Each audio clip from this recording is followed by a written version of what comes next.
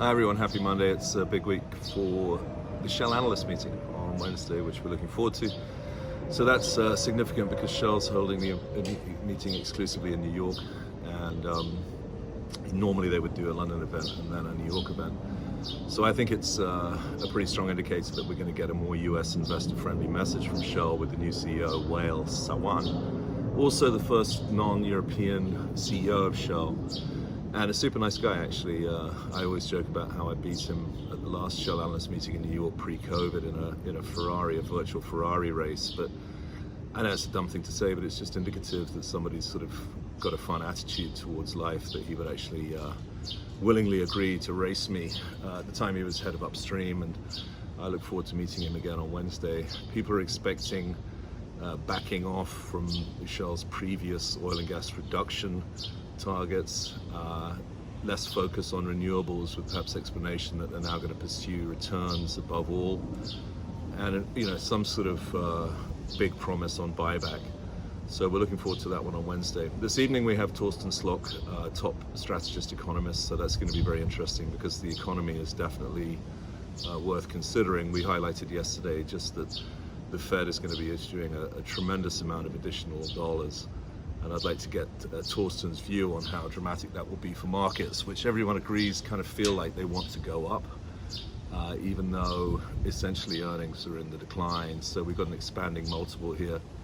Speaking of expanding multiples, we also highlighted Net Power again yesterday. I won't keep hacking on about it too much, but again, the stock is up very strong today, basically because it does have a very potentially massively exciting long-term story. Now that it's clean trading under the Net Power ticker, there's less concern about the de-SPAC process.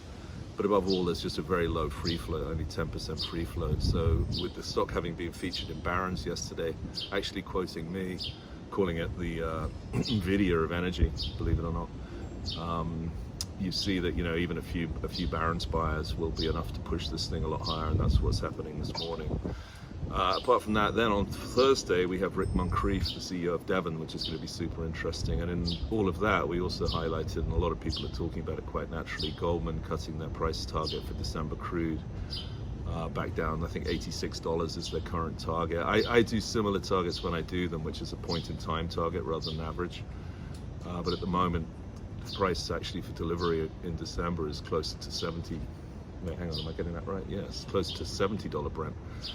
And therefore Goldman's still sort of hanging out there to dry, and it's clear that they've got some thesis drift, I'm afraid to say, which is to say, cutting my price target but reiterating buy is always sort of a prima facie evidence of thesis drift, and it's very difficult to get out of.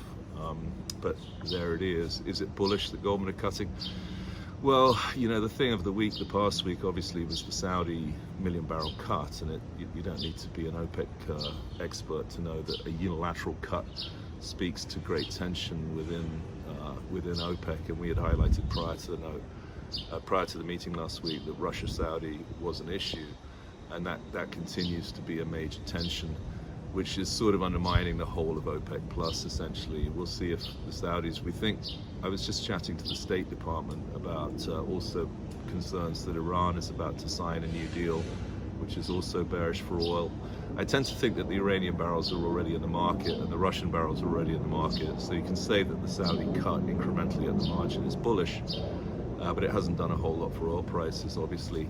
And it looks like Saudi, as of today, are filling all of the orders that they're getting from Asian refiners for it would be July delivery.